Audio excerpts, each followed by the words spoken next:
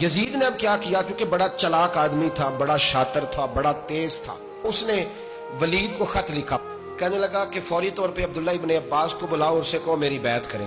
یہ جو بیعت ہوتی تھی نا، یہ بھی سن لے کیا ہوتی تھی، یہ بیعت حلف ہوتا تھا کہ میں اللہ رسول کے نام پہ حلف دیتا ہوں کہ میں یزید کی اطاعت کروں گا، میں اس کے خلاف کوئی بغاوت نہیں کروں گا۔ یہ بیعت لوگ سمجھتے ہیں کہ بس ہاتھ پکڑنے کا نام بیعت تھا، اس بیعت کا متبادل جمہوری ملکوں کے اندر ووٹ آیا ہے، تو کہا بیعت کرے، حضرت عبداللہ ابن عباس کو بھی بلاؤ، عبداللہ بن زبیر کو بھی بلاؤ، امام حسین کو بھی بلاؤ۔ امام حسین آدھی رات کے وقت بیٹھے تھے مسجد نبی میں، چونکہ پانچوں نمازوں کی آپ امامت کرتے۔ امام حسین نماز پڑھا کے عشاء کی بیٹھے تھے، جناب عبداللہ بن زبیر۔ عبداللہ بن زبیر کون تھے؟ یہ نبی پاک صلی اللہ علیہ وسلم کی پھپھی پوتے تھے اور جناب صدیق اکبر کے نواسے تھے، حضرت عبداللہ بن زبیر، اور جناب زبیر بن عوام عشرہ مبشرہ صحابی ہیں، ان کے بیٹے تھے، بہت زیرک آدمی تھے، یہ بھی امام حسین کے پاس بیٹھے تھے۔ عبداللہ ابن عباس بھی تھے جو حضور کے چچا کے بیٹے ہیں، اس امت کے پہلے مفسر ہیں قرآن پاک، یہ لوگ بیٹھے تھے۔ تو ولید نے ایک بندہ بھیجا، اس نے آ کے کہا جناب آپ کو گورنر صاحب نے بلایا ہے۔ تو عبداللہ بن زبیر کہنے لگے حسین اس وقت بلانے کی بات سمجھ میں نہیں آئی۔ تو امام حسین بڑے بصیرت والے تھے، اللہ نے بصیرت دی تھی، کہنے لگے عبداللہ آپ کو سمجھ نہیں آئی، مجھے سمجھ آ گئی ہے، امیر معاویہ وصال کر گئے اور یہ ہمیں جو بلایا گیا ہے نا، یہ یزید کی بیعت کے لیے بلایا گیا ہے۔ تو کہا پھر آپ آدھی رات کو نہ جائیں، آپ کے لیے خطرہ ہوگا۔ تو امام حسین فرمانے لگے خطرہ حسین کو نہیں ہوتا، نہیں کہا پھر بھی آپ مہربانی کریں ذرا احتیاط سے جائیں۔ تو جناب عبداللہ ابن زبیر نے، عبداللہ ابن عباس نے 14 بندے نیزے دے کے، تلواریں دے کے امام حسین کے ساتھ بھیجے اور کہا کہ امام حسین اگر اس نے کوئی غلط ملت بات کی نا، زبردستی بیعت کرنے کا کہا، تو آپ بس کوئی ایک بات اونچی آواز میں کر دینا، یہ سپاہی پیچھے آ جائیں گے۔ امام حسین ان 14 بندوں کو لے کے گورنر ہاؤس پہنچ گئے۔ جب آپ وہاں پہنچے، اس نے بتایا، اس نے کہا جی حضرت امیر معاویہ انتقال کر گئے اور آپ نے یزید کی بیعت کرنی ہے۔ تو امام حسین فرمانے لگے میں چھپ کے بیعت نہیں کروں گا، مجمع لگاؤ، جمعے والے دن اعلان کرو، جو طریقہ ہے حضرت ابوبکر صدیق کا، جو طریقہ ہے حضرت عمر فاروق کا، جو انداز حضرت عثمان غنی کا ہے، جو مولا علی کا ہے، سر عام اعلان کرو، اگر ساری دنیا یزید کی بیعت کرے گی تو میں بھی تیار ہوں۔ تم مجھ سے بیعت لے کے پھر لوگوں کو بتانا چاہتے ہو کہ حسین بیعت ہو کر رہے ہیں تو تم کیوں نہیں کر رہے؟ میں عام آدمی نہیں ہوں، لہذا چھپ کے بیعت نہیں کرتا۔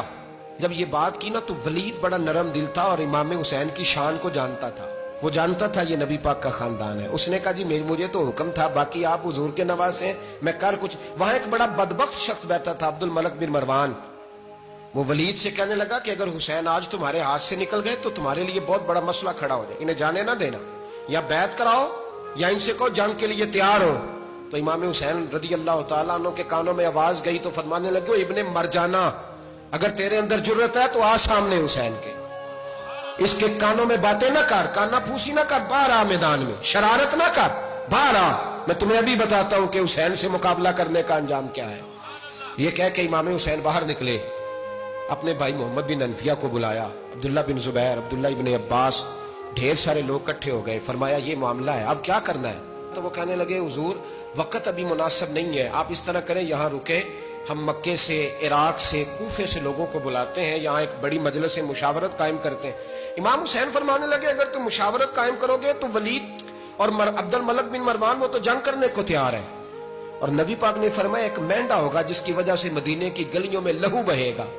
فرمانے لگے میں وہ بکرا، وہ مینڈا نہیں بننا چاہتا۔ کہا پھر آپ کیا کریں گے؟ تو امام حسین رو پڑے، فرمانے لگے میں مدینہ چھوڑ جاؤں گا لیکن مدینے کی حرمت پامال نہیں ہونے دوں گا۔ امام علی مقام آدھی رات کے وقت نکلے، سیدہ فاطمہ کا دروازہ، ایک اس دن تھا جس دن حضرت مولا علی کوفے چلے گئے اور دوبارہ آج تالا لگا جب امام حسین نکلے۔ آپ جنت البقیع کے پیچھے کھڑے ہو کے حضور کا روضہ دیکھنے لگے، اس وقت گنبد تو نہیں ہوتا تھا، روضہ دیکھنے لگے۔ نانا تیرے کرم کے خزینے کی خیر ہو، میں جا رہا ہوں تیرے مدینے کی خیر ہو۔ سارا خاندان لے گئے، مکے تشریف لے گئے، حج کے ایام قریب آنے والے تھے۔ امام حسین نے وہاں لوگوں سے باتیں کی۔ جب امام حسین وہاں پہنچے تو کوفے سے خط آنے لگے۔ کوفہ حضرت علی کا دارالخلافہ تھا، وہاں آپ کے محبین، پیار کرنے والے ڈھیروں تھے، انہیں خط لکھے کہ حضور آپ چپ کر کے بیٹھے ہوئے ہیں اور ہمارے اوپر یزید مسلط ہو گیا ہے، آپ اگر میدان میں نہیں نکلیں گے، آپ نہیں آئیں گے تو ہم اللہ کی بارگاہ میں شکوہ کریں گے کہ کوئی ہماری کمان کرنے کو تیار ہی نہیں ہوا۔ اور وہ خط 1 2 3 نہیں آئے، وہ خط اتنے تھے کہ 3 بوریوں میں بھرے تھے امام حسین، 3 बोरियों में। अब मजबूरी हो जाती है, हक के लिए कई दफा बात करना मजबूरी होती है, अगर नहीं करेगा तो फिर इसको भी कब्र में जवाब देना पड़ेगा। इमाम अली मकाम रदी अल्लाह ताला अन्हो ने मक्के में अब लोगों को जमा किया मशवरे के लिए। हर बंदे ने कहा हुजूर वो बुला तो रहे हैं पर अपने वादों के पक्के। कहा हुजूर वो पक्के नहीं, आप ना जाएं। हर बंदे ने कहा हालात ठीक नहीं, हालात ग्राउंड रियलिटी सही नहीं। यही मशवरा आज भी हर बंदा देता है, अभी हालात नहीं। इतने खराब हालात कभी नहीं हुए थे जितने इमाम हुसैन के दौर में थे।